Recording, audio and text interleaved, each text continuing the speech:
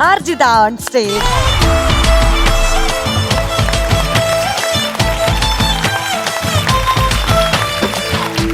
Hi പച്ചക്കിളി.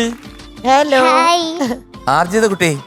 എന്താ നല്ല colour. നമുക്ക് കല്യാൺ സിൽസിൽ എടുത്താൽ മതി കേട്ടോ. ഇനി ആഭരണമൊക്കെ ഉണ്ടെങ്കിൽ മലബാർ ഗോൾഡ്. അതെ, മെറാൾഡ ഗോൾഡ് നല്ലതാ. ആ കൂടുതൽ വേണേൽ ബർജർ ഏഷ്യൻ പെയിന്റ്സ് ഓടിച്ചോളൂ.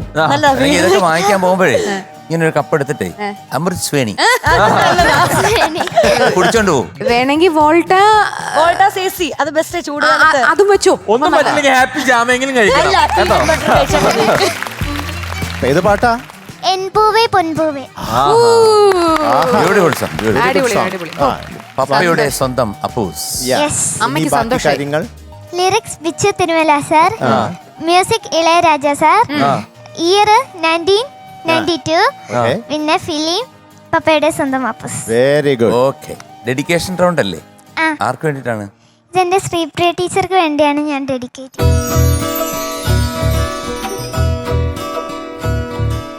എന്താണ് അതിന്റെ രഹസ്യം? ഞാൻ ആദ്യം പഠിച്ച സ്കൂളിലെ ടീച്ചറായിരുന്നു. അപ്പൊ ഞാനിപ്പോ വേറെ സ്കൂളിലോട്ട് മാറി.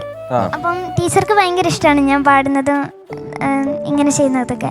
അപ്പോൾ ടോപ്പ് സിംഗറിൽ കിട്ടിയപ്പോൾ എന്നെ വിളിച്ച് വിഷ് ചെയ്തൊക്കെ ചെയ്തു. എന്നെ ഇപ്പോൾ പഠിപ്പിക്കുന്ന സ്കൂളിലെ ടീച്ചേഴ്സ് സപ്പോർട്ട് ചെയ്യുന്ന പോലെ തന്നെ ഈ ടീച്ചറും എന്നെ സപ്പോർട്ട് ചെയ്യാറുണ്ട്.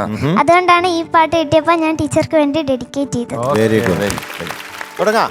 Okay, good luck. Good luck. Super. All the best.